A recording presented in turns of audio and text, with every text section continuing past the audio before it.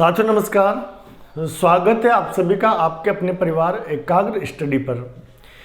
प्यारे मित्रों, कल हमने शुरू किया था ऊष्मा एवं ताप, जिसमें ऊष्मा वाला जो भाग है वो तो फिनिश हो गया।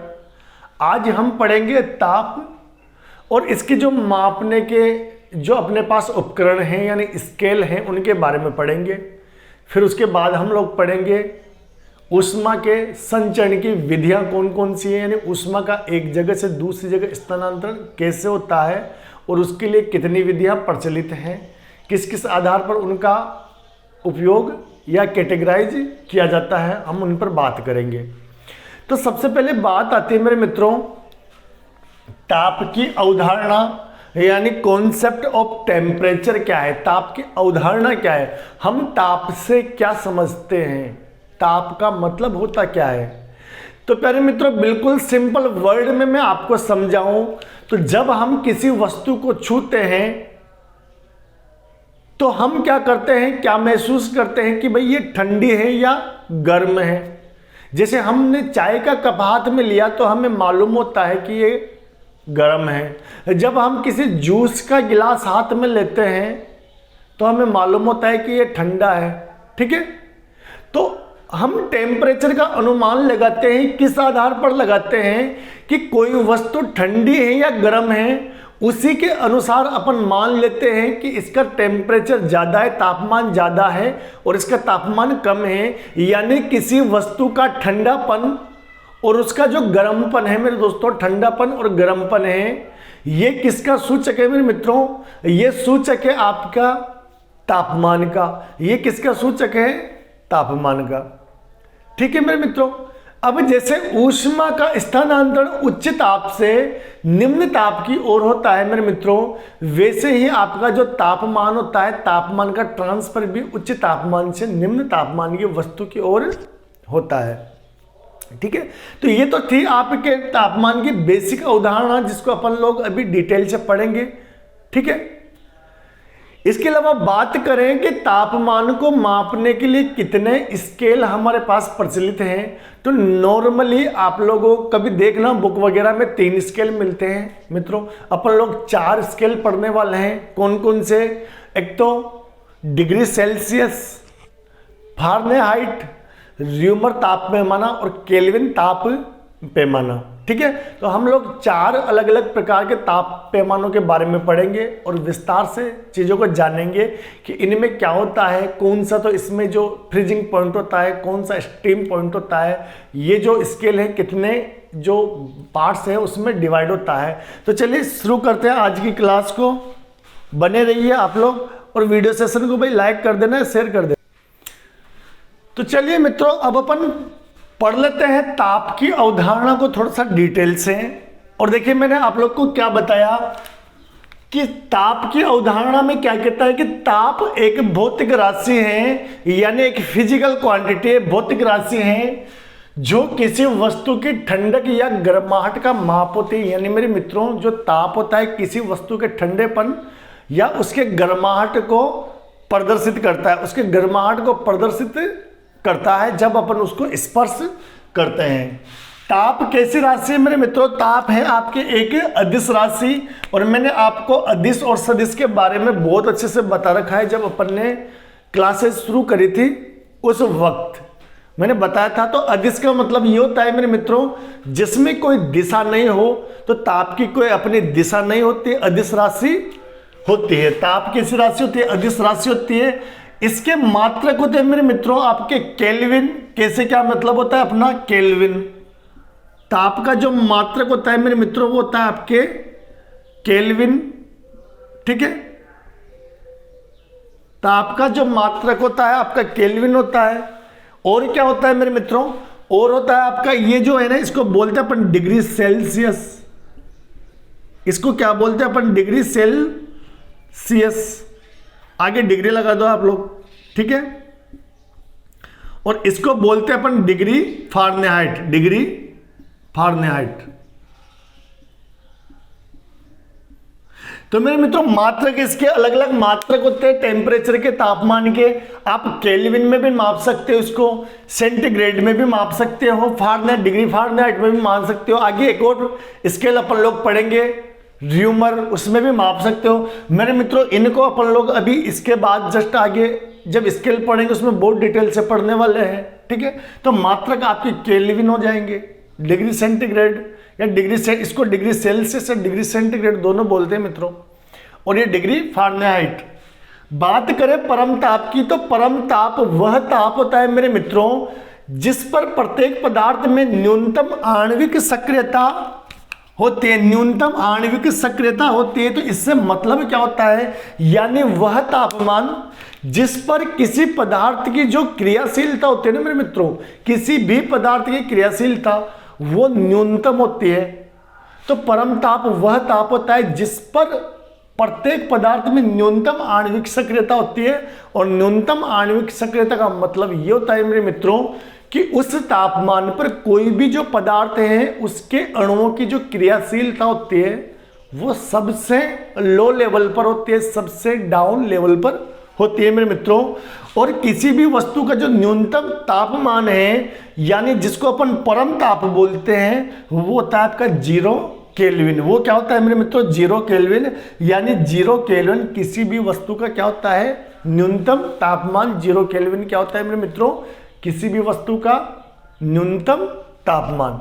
तो चलिए इसके बाद अब अपन बात करेंगे किसकी, कि तापमान मापेंगे कैसे। तो ताप पैमाने कितने प्रचलित हैं, कि तापमान मापने के लिए जो ताप पैमाने हैं, तो कितने ताप पैमाने प्रचलित हैं। तो चलिए अब अपन उसकी बात कर लेते हैं।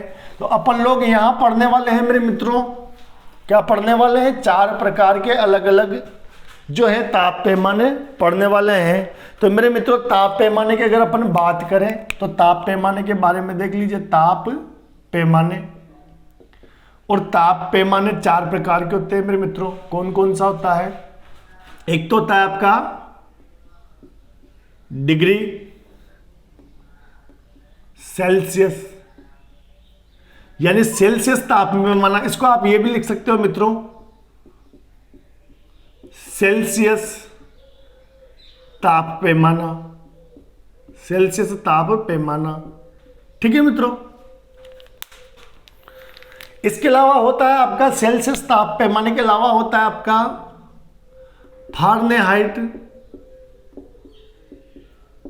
फारेनहाइट ताप पैमाना, फारेनहाइट ताप पैमाना, ठीक है। और क्या होता है मित्रों, और होता है आपका सेल्सियस हो गया, फारेनहाइट हो गया आपका केल्विन ताप पैमाना,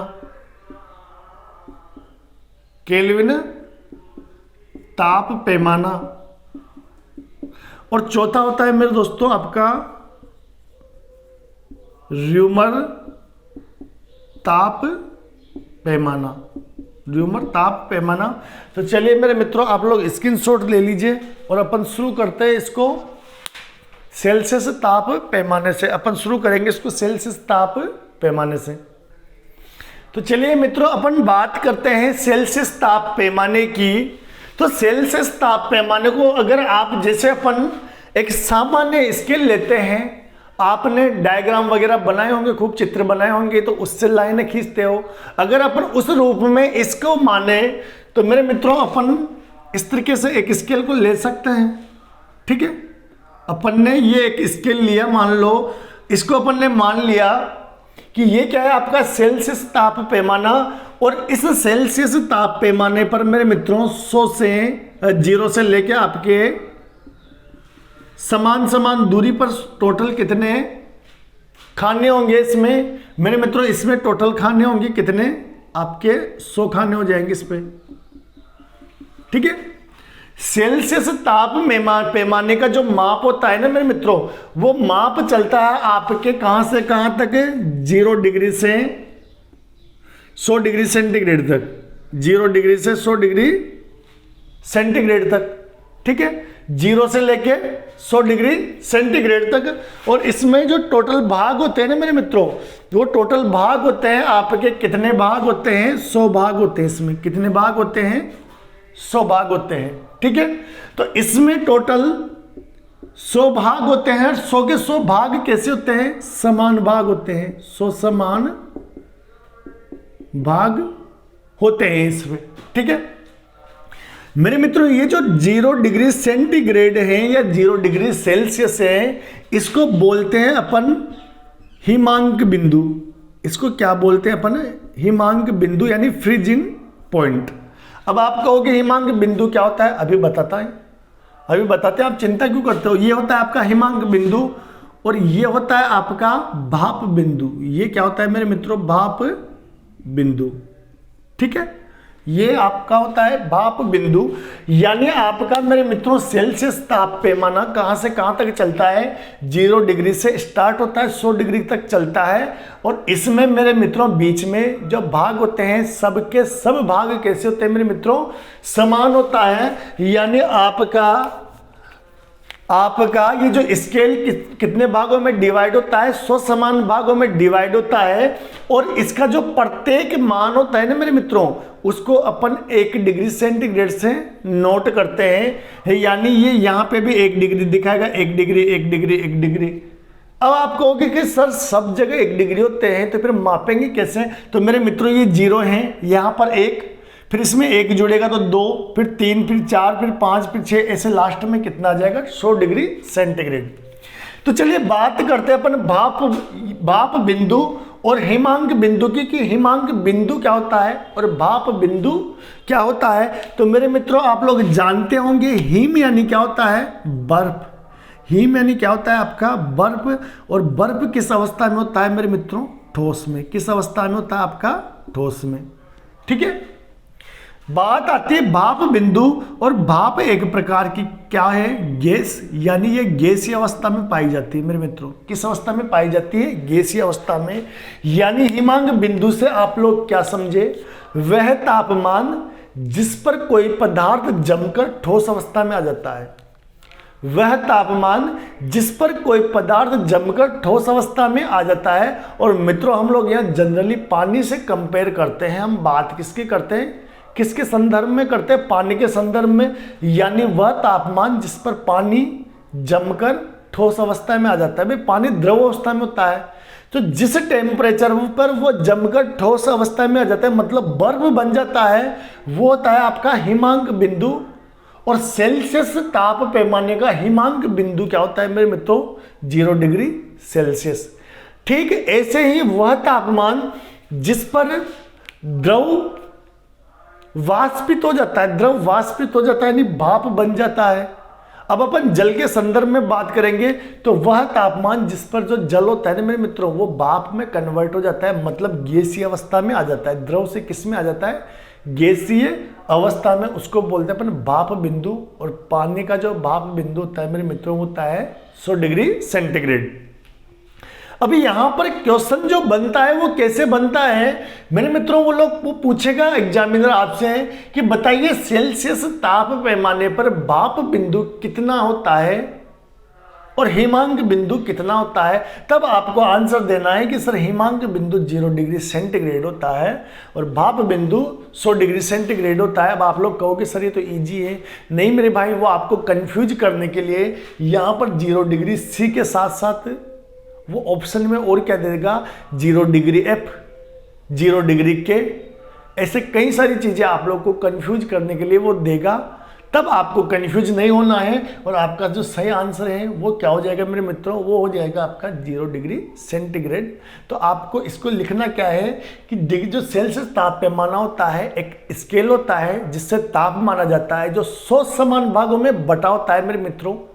इसका हिमांक बिंदु 0 डिग्री सेंटीग्रेड होता है, जबकि भाप बिंदु 100 डिग्री सेंटीग्रेड होता है। नीचे आप लोग हिमांक की और भाप की डेफिनेशन लिख लोगे। हिमांक की डेफिनेशन होती है मेरे मित्रों वह ताप जिस पर द्रव जमकर ठोस अवस्था में आ जाता है, हिमांक बिंदु। ठीक है। भाप वह ताप जिस पर द्रव वाष्पित होकर गैसीय अवस्था प्राप्त कर लेता है, उसको बोलते हैं पर भाप बिंदु। तो चलिए जो मैंने शब्द बोले वो भी आप लोग को नोट करने और अच्छे से नोट्स बनाना है। तो चलिए इसका भी आप लोग स्क्रीनशॉट ले लीजिए। अब अपन चलते हैं नेक्स्ट स्केल पर। तो चलिए अब अपन बात करते हैं फारेनहाइट ताप पैमाने की, कि फारेनहाइट ताप पैमाना क्या होता है। तो मेरे मित्रों, ये एक तापमान मापने का जो स्केल है ना, वो होता है, एक तापमान मापने का स्केल होता है। और इसके जो पॉइंट्स होते हैं ना मेरे मित्रों, इसके पॉइंट कहां से कहां तक चलते हैं, वो चलते हैं आपके 32 डिग्री फारेनहाइट से 212 डिग्री फारेनहाइट तक, 212 डिग्री फारेनहाइट तक। मेरे मित्रों, जिस प्रकार आपका जो सेल्सियस ताप पैमाना था, उसके बिंदु होते हैं ना, वो कहां से कहां तक उसकी रेंज होती है, उसकी रेंज जैसे 0 डिग्री सेंटीग्रेड से 100 डिग्री सेंटीग्रेड होती थी, ठीक वैसे ही आपका जो फारेनहाइट जो टेम्परेचर का जो स्केल है, फारेनहाइट ताप पैमाना है मेरे मित्रों, ये चलता है आपके 32 डिग्री फारेनहाइट से 212 डिग्री फारेनहाइट तक, 32 डिग्री से 212 डिग्री फारेनहाइट तक। तो अब आप यहां से देख पा रहे होंगे मेरे मित्रों, यानी जो आपका फारेनहाइट तापमान का जो पैमाना होगा, तो फारेनहाइट ताप पैमाने की बात करें तो ये जो 32 डिग्री एफ है मेरे मित्रों, यानी 32 डिग्री फारेनहाइट, ये है हिमांक बिंदु। ये क्या है मेरे मित्रों, हिमांक बिंदु। यानी इस टेम्परेचर पर कोई जो द्रव है वो जमकर ठोस अवस्था को प्राप्त कर लेगा, जमकर ठोस अवस्था को प्राप्त कर लेगा। जबकि 212 जो डिग्री फारेनहाइट है, ये है मेरे मित्रों इसका भाप बिंदु। वो क्या है, इसका भाप बिंदु। यानी कि इस टेम्परेचर पर कोई जो द्रव है वो द्रव वाष्पित हो जाएगा, नहीं गैस अवस्था में बदल जाएगा। तो मेरे मित्रों, फारेनहाइट टेम्परेचर स्केल है, तो इसका जो माप क्रम चलता है वो 32 डिग्री फारेनहाइट से 212 डिग्री फारेनहाइट तक चलता है। इसका हिमांक बिंदु 32 डिग्री फारेनहाइट है और भाप बिंदु 212 डिग्री फारेनहाइट है। अभी थोड़ी देर पहले मैंने आप लोग को क्वेश्चन बोला था कि मान लो वो डिग्री सेल्सियस ताप पैमाने पर हिमांक बिंदु पूछेगा, तो वो क्या करेगा, 0 डिग्री सेल्सियस भी देगा और आपको एफ भी लगा देगा। तो मेरे मित्रों, अब आप लोग समझ गए ना कि एफ पर अगर आपको, यानी किसी राशि, भौतिक जो क्वांटिटी है उसके पीछे एफ लग जाए, तो हिमांक बिंदु कितने डिग्री पर होगा, वो 32 डिग्री पर होगा। जबकि आपका जो भाप बिंदु है, स्टीम पॉइंट है मेरे मित्रों, स्टीम पॉइंट 212 डिग्री फारेनहाइट पर होगा, 212 डिग्री फारेनहाइट पर होगा। अब आप लोग सोच रहे होंगे कि सर, जैसे सेल्सियस पैमाना 100 समान भागों में बटा हुआ था, तो ये कितने भागों में बटा होगा मेरे मित्रों, ये कितने भागों में बटा होगा। तो चलिए इन दोनों का गैप देख लीजिए। आपके 212 है, 212 में से आप लोग घटाओ 32, तो आपके इसके टोटल कितने भाग निकलेंगे मेरे मित्रों, इसमें निकलेंगे आपके 180 समान भाग। कितने भाग होंगे मेरे मित्रों, 180 समान भाग होंगे। और ये 180 समान भाग हमेशा जैसे जैसे आप आगे बढ़ते जाओगे, 1 डिग्री फारेनहाइट तापमान आपका बढ़ते जाएगा। तो आपका फारेनहाइट टेम्परेचर का जो स्केल है वो कहां से कहां तक इसकी रेंज होती है, 32 डिग्री फारेनहाइट से 212 डिग्री फारेनहाइट। ये आपका हिमांक बिंदु यानी वो आपका फ्रीजिंग पॉइंट है, ये भाप बिंदु यानी स्टीम पॉइंट है, और ये आपके टोटल 180 समान भागों में बटा होता है। प्रत्येक भाग इसका 1 डिग्री फारेनहाइट टेम्परेचर को शो करता है। तो चलिए आप लोग इसका भी स्क्रीनशॉट ले लीजिए और अब अपन चलते हैं नेक्स्ट स्केल की ओर। तो चलिए मित्रों, अब अपन बात करते हैं र्यूमर ताप पैमाने की। और र्यूमर ताप पैमाने के अलावा मैं एक चीज़ बताना चाहूँगा। आई थिंक कल जब मैं पढ़ा रहा था ना, तो एक क्वांटिटी मेरे दिमाग से शायद है ना जो गलत में बोल गया था, है ना, शायद हो सकता है कि उस टाइम पे जो दिमाग में कुछ आया नहीं हो। मेरे मित्रों, कल मैंने आपको बताया था अर्घ के बारे में कि एक जो कैलोरी होता है ना, बराबर 10 के घात 7 अर्घ होता है। 1 कैलोरी नहीं होता मेरे मित्रों, वो होता है आपका 1 जूल। 1 जूल बराबर होता है आपका 10 की घात 7 अर्घ, 10 की घात 7 अर्घ। तो मेरे मित्रों, इसको अगर किसी ने नोट किया हो तो उसको सही कर लेना भाई, वो बाय मिस्टेक निकल गया। 1 जूल बराबर होता है आपका 10 की घात 7 अर्घ, ना कि 1 कैलोरी बराबर। ठीक है, 1 कैलोरी के बराबर नहीं होता। अच्छा, बात करें 1 जूल बराबर कितनी कैलोरी होती है, तो मेरे मित्रों 1 जूल बराबर कितनी होती है आपकी 4.186 कैलोरी। ठीक है, 1 जूल बराबर 4.186 कैलोरी। तो चलिए अपन बात करते हैं र्यूमर ताप पैमाने की। तो मेरे मित्रों, जो र्यूमर ताप पैमाना होता है ना, ये र्यूमर ताप पैमाना 80 समान भागों में बटा होता है। 80 समान भागों में बटा होता है। 80 समान भाग होते हैं इसमें, 80 समान भागों में बटा होता है। ठीक है, यानी यहां पर भी जो प्रत्येक जो आपका पॉइंट है मेरे मित्रों 80 समान भागों में बटा होता है। तो इसका जो 80 भाग होंगे ना, तो प्रत्येक भाग आपका 1 डिग्री आर यानी 1 डिग्री र्यूमर ताप को दर्शाता है। अब अपन बात करें कि इसका हिमांक बिंदु क्या होगा, इसका हिमांक बिंदु क्या होगा और इसका भाप बिंदु क्या होगा, भाप बिंदु क्या होगा। तो मेरे मित्रों, इसका जो हिमांक बिंदु होगा वो होगा आपका 1 डिग्री, 1 डिग्री नहीं, 0 डिग्री आपका क्या हो जाएगा आर। कितना हो जाएगा आपका 0 डिग्री आर। जबकि आपका जो भाप बिंदु होगा मेरे मित्रों वो कितना हो जाएगा आपका 80 डिग्री आर। 80 डिग्री आर, यानी मेरे मित्रों इस ताप पैमाने का जो रेंज होता है वो चलता है आपके 0 डिग्री र्यूमर से 80 डिग्री र्यूमर तक। और ये आपका स्केल 80 समान भागों में बटा होता है। और मेरे मित्रों इसका जो फ्रीजिंग पॉइंट यानी हिमांक बिंदु है, ये हिमांक बिंदु होता है मेरे मित्रों 0 डिग्री आर। और जबकि भाप बिंदु यानी जो आपके स्टीम पॉइंट है वो 80 डिग्री र्यूमर होता है मेरे मित्रों। आपका जो पशु परिचर की जो रेंज है ना मेरे मित्रों, तो उस पशु परिचर के अकॉर्डिंग यहां से आपको क्वेश्चन जरूर देखने को मिलेगा। ये देख लेना आप लोग, आपके पशु परिचर हैं और इसके अलावा जो आपके पीटीटी का एग्जाम है उसकी साइंस के अकॉर्डिंग। बाकी जैसे कोई रेलवे का अगर कर रहा होगा ना, तो रेलवे के अकॉर्डिंग यहाँ आपसे क्वेश्चन नहीं पुटअप किए जाएंगे। इन चारों ताप पैमाने जो मैं आपको पढ़ाऊंगा उसके बीच में जो संबंध होगा उसके अकॉर्डिंग आपको क्वेश्चन पुटअप होगा। तो मैं आगे आप लोग को अभी तीसरा अपना चल रहा है, चौथे स्केल के बाद चारों स्केलों के बीच में इनके टेम्परेचर के बीच में जो संबंध है वो भी मैं आप लोग को पढ़ाने वाला हूं। आप टेंशन मत करिए, चीज़ों को मैं एक एक बहुत शानदार तरीके से आपको क्लियर करवाने वाला हूं। बस आप लोग बने रहिए ऐसे ही, और क्लासेज को अपने दोस्तों तक भाई बिना कहे शेयर कर दिया करो, ताकि आपका ये जो परिवार है ये और ज़्यादा बढ़े। वैसे 3000 का उम्मीद से ज़्यादा ऑलरेडी चल रहा है, ये बहुत अच्छी बात है। पर फिर भी अपने साथ वो बच्चे बहुत कम जुड़े हुए हैं जो बच्चे रेगुलर पढ़ते हैं। तो हमें ऐसे ही बच्चे चाहिए जो रेगुलर किसी न किसी चीज़ की तैयारी करते रहें। तो चलिए इसका भी स्क्रीनशॉट आप लोग ले लीजिए। और अब अपन चलते हैं केल्विन ताप पैमाने की ओर। तो मेरे मित्रों अपन पहुंच गए हैं चौथे ताप पैमाने की ओर, यानी केल्विन ताप पैमाने पर।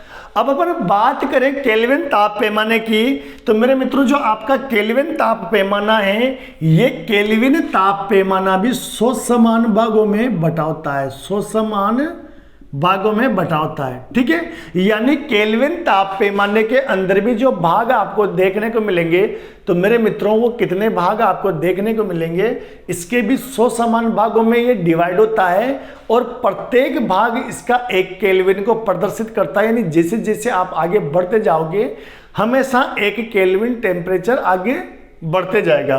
बात करें कि इसका हिमांक बिंदु यानी फ्रीजिंग पॉइंट क्या होगा, तो मेरे मित्रों इसका फ्रीजिंग पॉइंट होता है 273.15 केल्विन। क्या होता है मेरे मित्रों, ये होता है आपके 273.15 केल्विन। जबकि इसका जो भाप बिंदु होता है मेरे मित्रों वो होता है आपके 373.15 केल्विन। इसका जो भाप बिंदु होता है यानी स्टीम पॉइंट वो कितना होता है 373.15 केल्विन। तो ये था आपका केल्विन ताप पैमाना, ये था आपका केल्विन ताप पैमाना। तो चलिए इसका स्क्रीनशॉट ले लीजिए। अब मैं आपको कोई चीज़ बताने वाला हूँ फैक्ट्स, तो उस फैक्ट को आप लोग नोट कर लेना मेरे मित्रों, उस फैक्ट को आप लोग नोट कर लेना। तो चलिए मैं आप लोगों को केल्विन ताप पैमाने का एक फैक्ट लिखवाता हूँ मेरे मित्रों। फैक्ट ये है कि अगर आपको किसी भी डिग्री सेल्सियस तापमान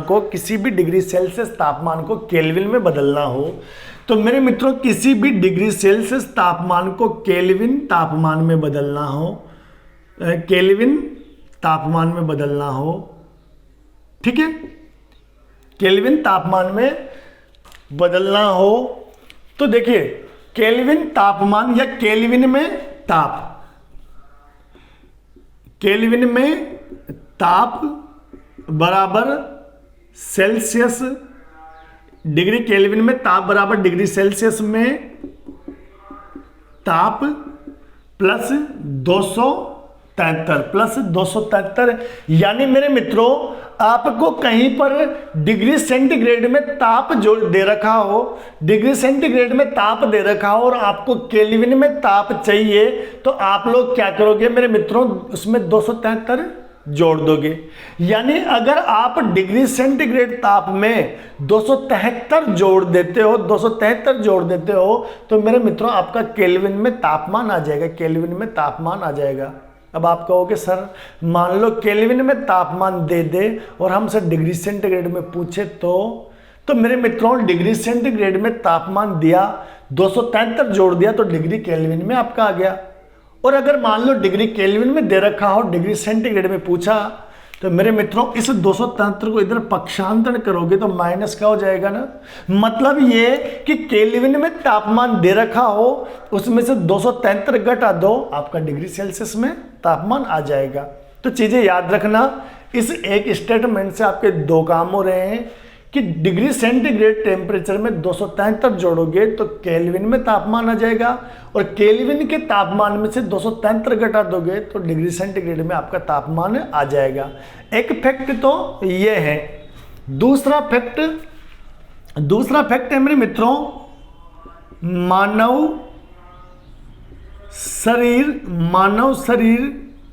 का तापमान, मानव शरीर का तापमान मेरे मित्रों डिग्री सेल्सियस की बात करें तो होता है 37 डिग्री सेल्सियस, ठीक है, सेल्सियस ताप पैमाना। मेरे मित्रों डिग्री सेल्सियस मानव शरीर का जो तापमान होता है ना, सेल्सियस ताप पैमाने पर कितना होता है, सेल्सियस ताप पैमाने पर होता है मेरे मित्रों 37 डिग्री सेंटीग्रेड। कितना होता है 37 डिग्री सेंटीग्रेड। अपन बात करें फारेनहाइट टेम्परेचर की तो 98 पॉइंट, यहाँ पर पॉइंट आएगा मेरे मित्रों 98.6 डिग्री फारेनहाइट। किस पर, फारेनहाइट ताप पैमाना। मेरे मित्रों अगर अपन बात करें फारेनहाइट टेम्परेचर की तो फारेनहाइट में होता है आपका 98.6 फारेनहाइट मेरे मित्रों, कितना 98.6। अगर अपन बात करें मेरे मित्रों र्यूमर ताप पैमाने की तो र्यूमर ताप पैमाने पर होता है मेरे मित्रों 29.6 डिग्री आर, 29.6 डिग्री आर यानी र्यूमर ताप पैमाना। किस पर, र्यूमर ताप पैमाना, ठीक है। और आपका केल्विन में पूछे तो मेरे मित्रों केल्विन में होता है 310 केल्विन, 310 केल्विन, ठीक है। और केल्विन ताप पैमाना, किस पर, केल्विन ताप पैमाना। अब आप सोच रहे होंगे कि सर इतनी सारी क्वांटिटीज को कैसे याद करें, भाई याद कर लेना, याद हो जाए तो नहीं हो। तो मैं आप लोग को एक चीज और बता दूं कि आप लोग कहां से इनको निकाल सकते हो। मैं अभी चारों स्किलों में संबंध बताऊंगा, वहां से भी आप लोग निकाल लेना, एक याद रख लेना। तो मेरे मित्रों बेसिक सा ये है कि आपको ये तो पता होगा ही कि मानव शरीर का आपने जो डॉक्टर थर्मामीटर में चेक किया होगा, कभी आप लोग डॉक्टर के पास बीमार पड़े होंगे तो गए होंगे, और ऐसा तो नहीं है कि आप में से कभी कोई बीमार पड़ा ही नहीं होगा, हमेशा कभी ना कभी कोई ना कोई तो आप में से बीमार पड़ा होगा। तो मेरे मित्रों जो डॉक्टर टेम्परेचर चेक करता है ना, पहले तो वो सेल्सियस ताप पैमाने में करता था, आजकल फारेनहाइट में करने लग गया मेरे मित्रों। तो सेल्सियस ताप पैमाने पर बात करें तो मानव शरीर का तापमान होता है 37 डिग्री सेंटीग्रेड, लेकिन फारेनहाइट में होता है 98.6 डिग्री फारेनहाइट। मैं किसकी बात कर रहा हूं, एक स्वस्थ मनुष्य की बात कर रहा हूं मेरे मित्रों में, बीमार की नहीं कर रहा, बीमार में ज्यादा होता है, मैं स्वस्थ मनुष्य की बात कर रहा हूं। तो सेल्सियस में 37 डिग्री सेंटीग्रेड फारेनहाइट में 98.6 डिग्री फारेनहाइट। मैंने अभी आपको क्या बताया कि सेंटीग्रेड में 273 जोड़ दो तो केल्विन हो जाएगा। तो आप लोग इसमें 273 जोड़ दो मेरे मित्रों, तो 273 आप लोग जोड़ोगे तो 7 और 3 10 की 0 हासिल का 1, ठीक है। 273 जोड़ना है 37 में, ठीक है। इसके बाद 3 7 10 और 11 का 1 हासिल का 1 और ये 310 हो गया। यानी मेरे मित्रों अपन ने क्या किया, इसमें 273 जोड़ा तो 310 केल्विन आ गया। यानी ये तीनों चीजें तो रिलेटेड हैं। पहले इसमें नापता था, इससे ये निकल गया, ये भी यूज करता है। अब बात इसकी तो एक को याद कर लेना। तो 29.6 डिग्री र्यूमर टेम्परेचर होता है किसमें, र्यूमर टेम्परेचर स्केल में स्वस्थ मानव के शरीर का। तो चलिए इसका भी आप लोग स्क्रीनशॉट ले लीजिए। तो चलिए मेरे मित्रों, ये लास्ट पॉइंट है आज के अपने इस टॉपिक का। इसके बाद अपन आगे चलेंगे। तो चलिए इसमें देख लीजिए। वैसे अभी इसमें ऊष्मा के संवहन की विधियां भी हैं मेरे मित्रों। ऊष्मा का जो आपको ट्रांसफर है वो नेक्स्ट क्लास में अपन लोग करेंगे, और कुछ अपन वहां से न्यूमेरिकल क्वेश्चन जो बनते हैं वो भी अपन लोग देखेंगे। तो फिलहाल चलिए इस पर बात करते हैं मेरे मित्रों। तो ये है आपके, देखिए, डिग्री सेंटीग्रेड यानी सेल्सियस टेम्परेचर पैमाना, यानी सेल्सियस ताप पैमाना, फारेनहाइट ताप पैमाना, र्यूमर ताप पैमाना और केल्विन ताप पैमाना, इनमें आपस में क्या संबंध है, इसमें आपस में क्या संबंध है, तो मेरे मित्रों वो बताना है। तो देखिए मेरे मित्रों, ये है आपका C, ठीक है। और ये C किसको रिप्रेजेंट करता है, आपका सेल्सियस ताप पैमाने को। ये किसको रिप्रेजेंट करता है मेरे मित्रों, ये करता है आपके सेल्सियस ताप पैमाने को, ठीक है। इस सेल्सियस ताप पैमाने का जो हिमांक बिंदु है, यानी हिमांक बिंदु का मतलब ही होता है मेरे मित्रों कि यहां पर आप लोग हिमांक बिंदु को रहने दीजिए। आप ये समझिए कि स्टार्टिंग पॉइंट क्या है। तो आपका सेल्सियस ताप पैमाना वो कहां से स्टार्ट होता है मेरे मित्रों, वो होता है आपका 0 डिग्री से। कहां से शुरू होता है, 0 डिग्री से। अच्छा, ये कितने समान भागों में बटा होता है, ये बटा होता है मेरे मित्रों 100 समान भागों में। यानी आप लोग C लिखिए। C किसको रिप्रेजेंट करेगा, सेल्सियस ताप पैमाने को।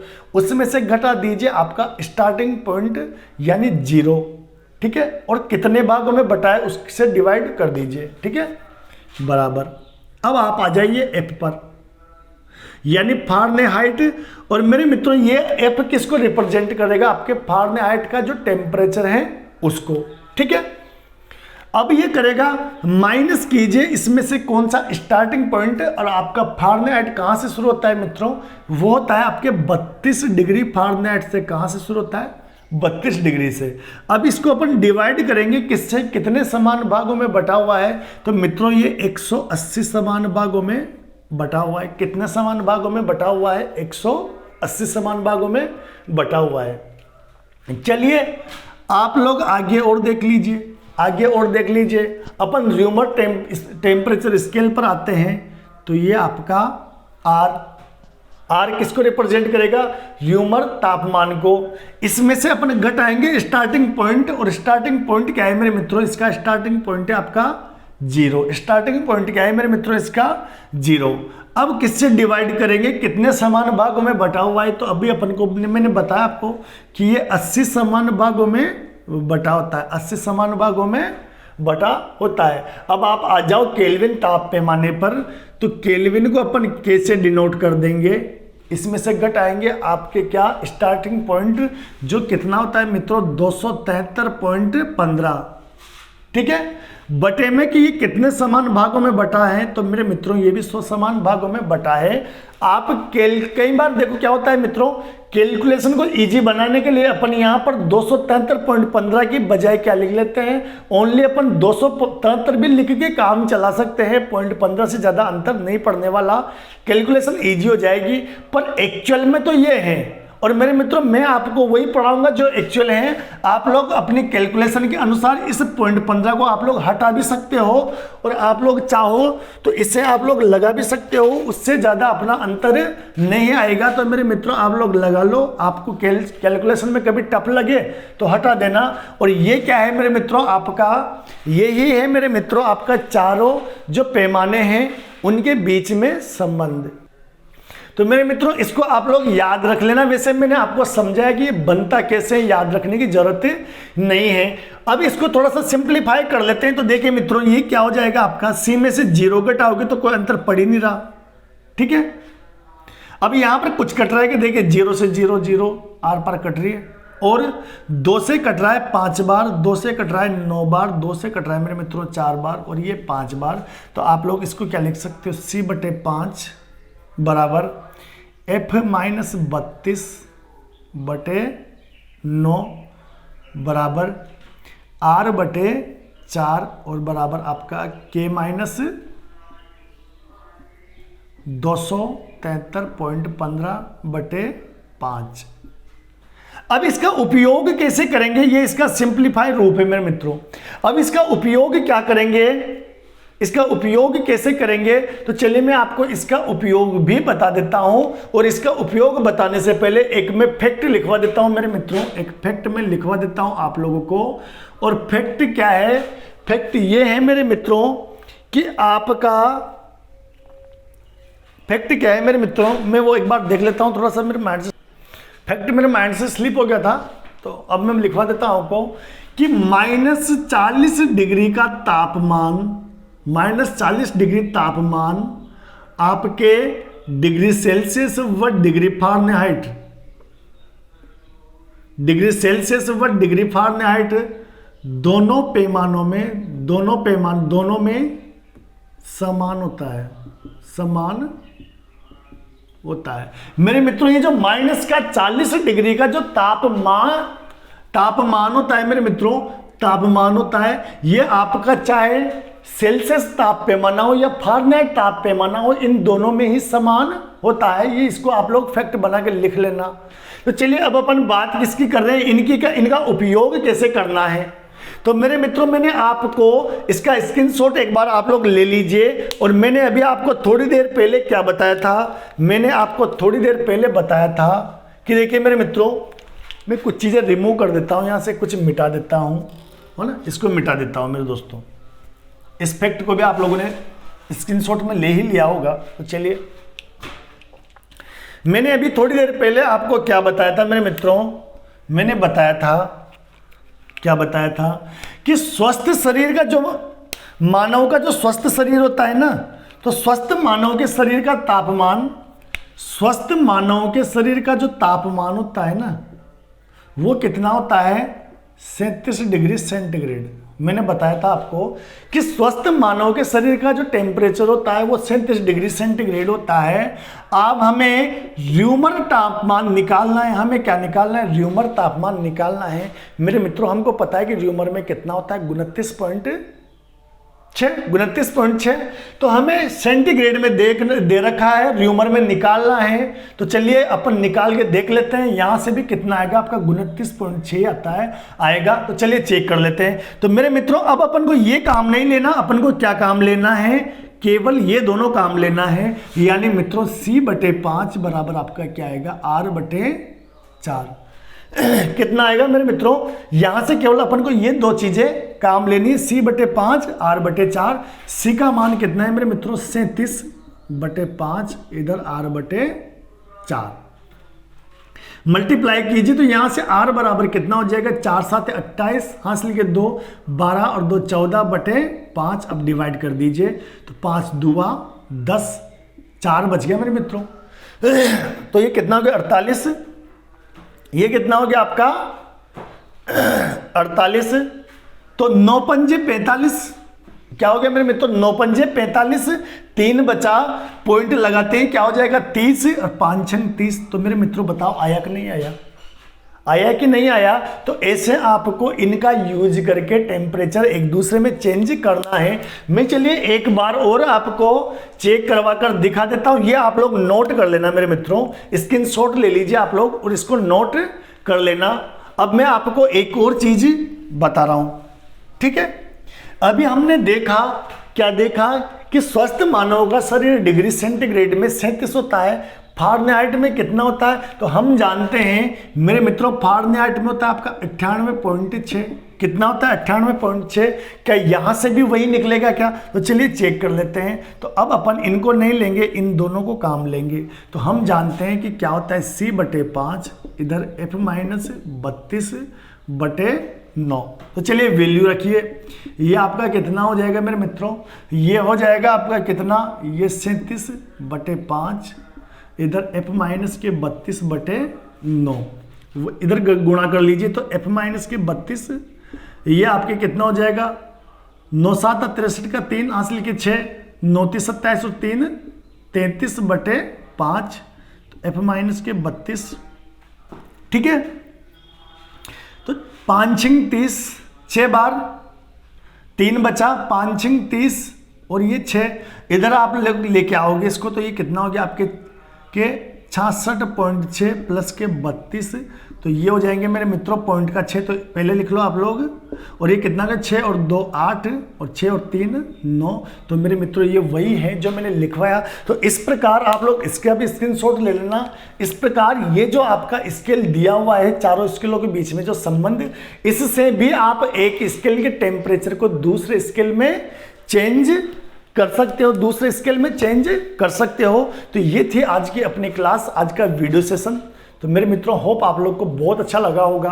तो चलिए जाते जाते अब होता है हमारा समय विदा लेने का। बस एक लास्ट रिक्वेस्ट रहेगी मेरे मित्रों, क्लास सेशन अच्छा लगा हो तो भाई अपने दोस्तों तक जरूर से शेयर कर देना, अपने दोस्तों तक जरूर से शेयर कर देना। तो चलिए आपका दिन शुभ हो और अपनी पढ़ाई को अच्छे से जारी रखें। Have a good day, thank you, bye bye.